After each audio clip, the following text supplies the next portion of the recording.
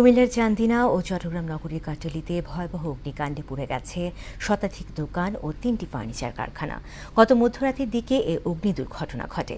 Fire service এবং স্থানীয় প্রচেষ্টায় 3.5 ঘণ্টার পর চান্দিনা এবং 5 ঘণ্টা পর চট্টগ্রামের আগুন নিয়ন্ত্রণে আসে। প্রতিনিধিদের সহায়তায় আরও জানাচ্ছেন নুসরাত জাহান।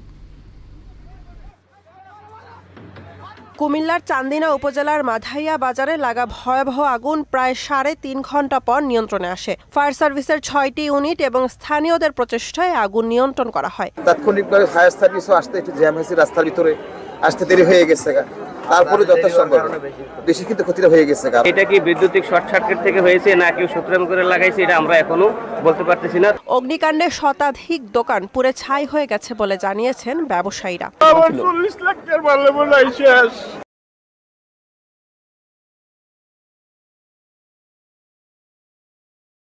আমার দোকানে কিছু একটা সুতো বার করতে পারি নাই আমরা। 30-40-50 লাখ টাকা ঠিক আছে মাল ছিল, এমন দোকান 1 কোটির করে মাল ছিল।